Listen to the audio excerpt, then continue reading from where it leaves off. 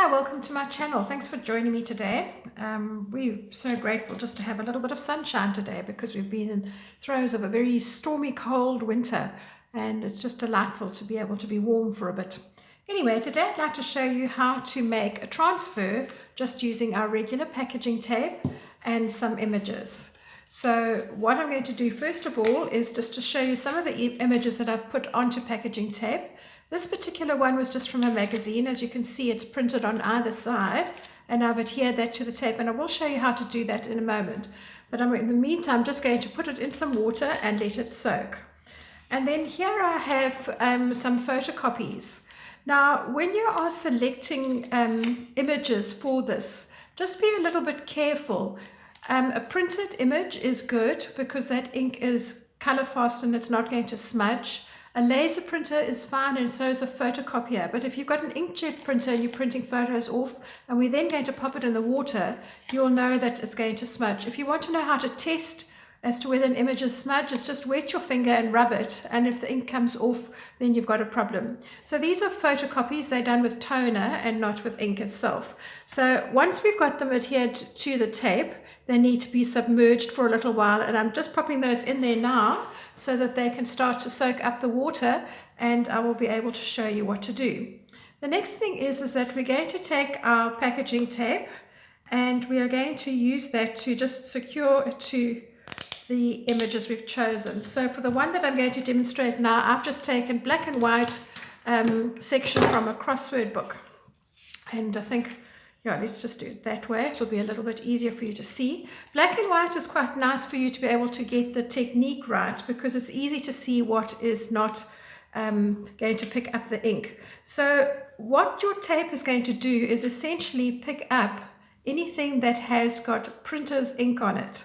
So it's going to pick up the black here and the red, but the white itself is not printed unless they've printed it with white ink where the crossword blocks are, but I doubt that. So the white is going to come away because that will be paper. So I'm going to open my tape, excuse the noise, and then I'm going to make my tape into a little U shape and place that center down, and then it almost grabs the paper that's underneath. It's just got a little bit of static. And then I'm going to take what I call my sticky scissors that are always used only for cutting tape, and I'm going to cut that off. And now the next thing is that you need to make sure that it is really rubbed down very, very well. So you could use either a bone folder and just make sure that you have it completely secured, because you don't want any water seeping in. Or if you don't have a bone folder, just simply take the back of a spoon and just burnish that down and make sure that's well and truly secure. So I'm going to just trim off, I think, a little bit more of this tape here. And then I'll pop this one into the water as well so that you can have a look at it. Right.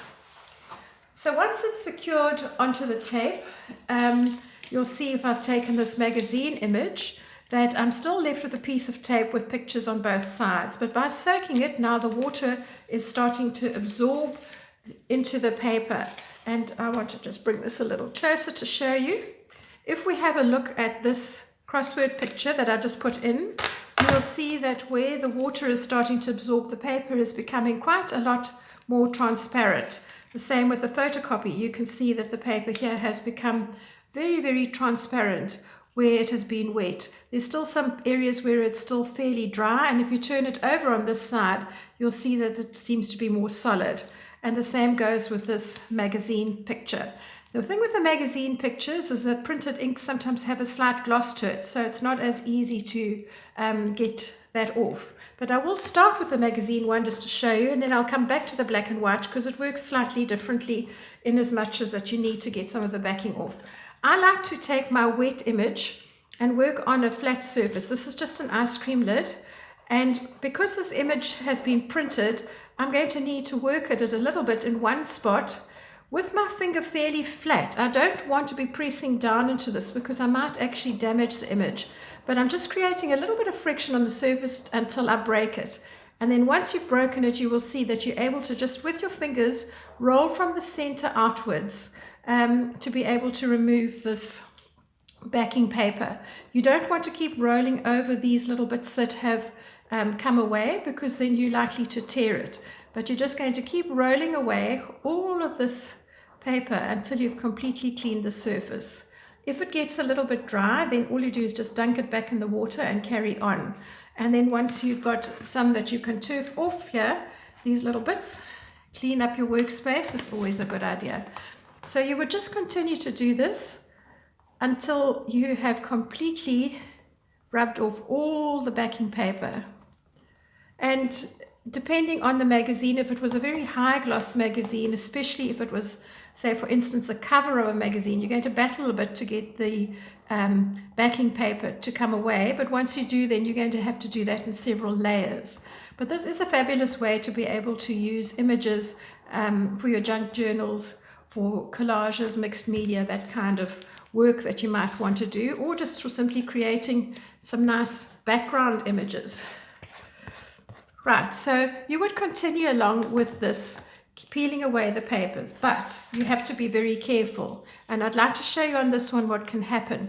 If you're pressing too hard as you're working, you're going to see that you get these little delicate holes in the image, which maybe if they're going on a printed background aren't going to be a problem, but you will find that they do create a bit of an issue if you actually rubbed away too much of it. And when you have got your image completed, you'll find that this, because it's a very thin piece, is very nice if you're wanting to use it in your junk journals and things. You will see with this particular one that because it's printed all over, that the text underneath actually is very, very faint. But when we come to do the black and white image, I will show you what actually happens there. So let's take, for instance, this little one. The baby's sleeping, and we're just going to gently rub this away. Now, the beauty of working with a photocopy is that you've got a pretty thin sheet of paper to begin with, and so your rubbing's not going to take as long to do. Again, you might need to do this in stages, because remember that it's only the printed ink that's going to be kept back on the packaging tape. So if you still have white paper, especially if it's in the middle of the little baby's face, it's going to actually not be too wonderful for your work. The limitations of working on this tape is that you can only work to the width size of your tape. You can get this in wider rolls, but it's not as easy to get. So you're going to have to now just work this away until you make sure that you have cleared all the paper off. And as I say, be very, very careful on things like facial features, that you don't have little spots of paper left behind, because that's going to look really odd. Okay, so I'm just gently rolling this away, and bear with me, stick through this and just watch this till I put it onto the print, because you will see immediately where the issues are, and it is important to get that under wraps. One of the nice things is it's a nice sort of rainy day project to do, because it doesn't take a lot of time, and you can certainly prepare a lot of images for future projects if you are a planner. But if you're not, it won't take long at all. So the bits that are coming away from the edge are just pieces of paper that haven't been covered by the tape. And for this particular image, I haven't yet cleared away all the pieces of paper, but let's put it onto a background and see what happens. Right, so what you can see here, let me put something solid underneath. What you can see here is that where it was looking white because it was white paper, it's actually become quite transparent, and you're able to see the text through that. Can you see that nicely? But if you haven't cleaned away the paper there, then you're going to get little marks. So what I would normally suggest doing, and I certainly did when I was teaching classes on this, was that you would just leave this to dry, and already you can see that there are little flecks here of paper still on the surface. Leave it to dry. You can very soon see if there are any areas where you need to clean up, and then you can come back.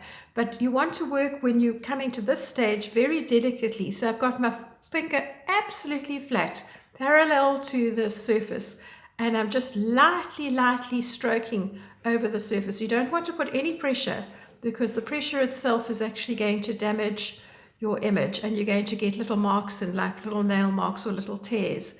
But you can already see that even though this is looking pretty clean, there's still paper coming away here.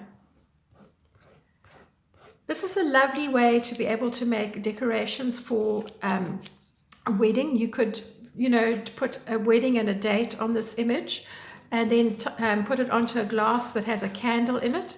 You could use this on candles itself to transfer the image.